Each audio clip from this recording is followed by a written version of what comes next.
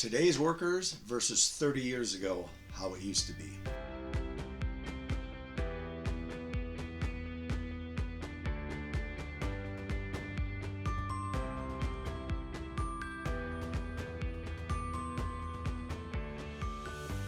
There was a time when you couldn't find a job in the small town that I was in, and I had to leave this town and go to a big city to find a job. There were no jobs to be had in my town. No matter where you went, no one was hiring. Today, everybody's hiring. Then, as I became a boss, you could actually pick and choose the people you wanted to work with you. If you put an ad in the paper or you put an ad online and you wanted help, you had 50 people respond to that ad, and you could pick and choose. You could pick the cream of the crop. Then it kind of went downhill from there. Then if you had to look for people who actually had a driver's license, who didn't have umpteen drunk drivings on their record. So that was critical. They had to have a driver's license, you hired them. Then it came to the point where even if they had a criminal history, if they had a driver's license, you still hired them. Nowadays, you pretty much hire anybody that shows up for the interview. And to make it even worse, half the time, if they don't show up to the interview, you still try and hire them because they have a pulse. Now they're about as useless as they can get. And now, everybody wants 30 bucks an hour and they don't know jack shit. So now you get the employee.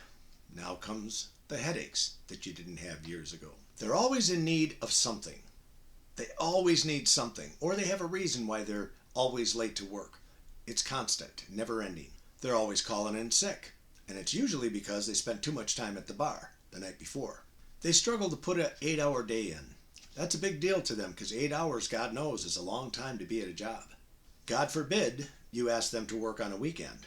That's even worse. That's almost unheard of, taboo, so to speak. And if you do expect them to do their job, they consider that harassment. Nowadays, you can't tell them to do anything, right? Because it's wrong. You're the bad guy. What? You want them to work 8 hours? You bastard. Our government today is making it impossible for small business owners. There's too much government handout money. Paying these people to stay on unemployment is ridiculous. It's a joke. So I say it's time for the solution. It's time for the government to pull the titty out of the mouth and stop feeding these people. They go hungry long enough, they'll go to work. Today, the inmates are running the prison. So the struggle is real. Everybody has it. Every business owner you talk to has the same problem. So I'm going to tell you what we did to solve the problem. There's a thing called H-2B visas, and that is for getting immigrants to come here legally. And I mean legally. I'm not talking about crossing the border illegally. When immigrants come across, we tried this. Some of our neighbors were doing this. They said, hey, George, you should do what we're doing. You know, we get these guys to come across. They work hard, so on and so forth. And that's what we ended up doing. I mean, ultimately, it was a big deal for us. It was a big step. It's not cheap. It's expensive to do. But at the end of the day, it is imperative that you have workers in your business, because without the workers in your business, you can't grow. Since we brought these guys into our business, there's a lot of things we had to do. Okay, so you have to pay for their visas right out of the gate. We hire an attorney to do the work for us because there's a lot of red tape that goes along with this. Even though you have the attorneys, there's still a lot of red tape. But I'll tell you what, there's a lot of benefits to having these guys here. First, let's talk about some of the bad things, okay? So you have to hire this attorney, okay? You pay him a few $1,000s to get this done. Then you have to pay for the visas for these guys to come across legally. Then you have to pay for their airfare to get them here.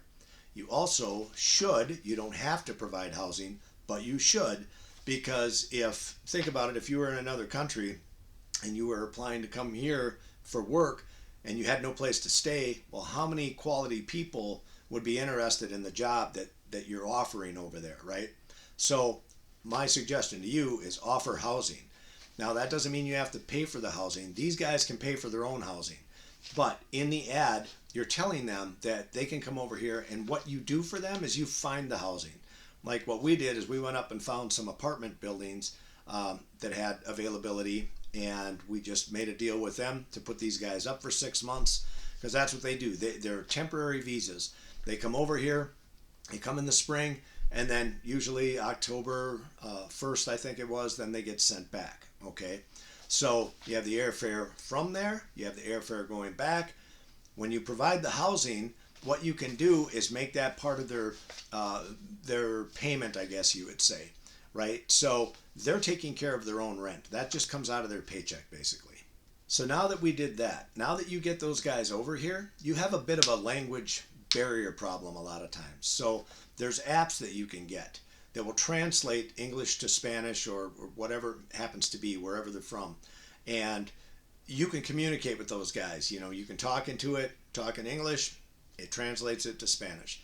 So your barrier, yeah, there's a little bit of a problem there, but there's two ways to look at it, especially if you're a landscaper or doesn't you do mowing.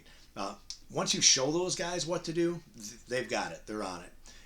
If you have trouble, if it's more intricate, then use your translator, and that translates to the boys, and then they understand it and they work.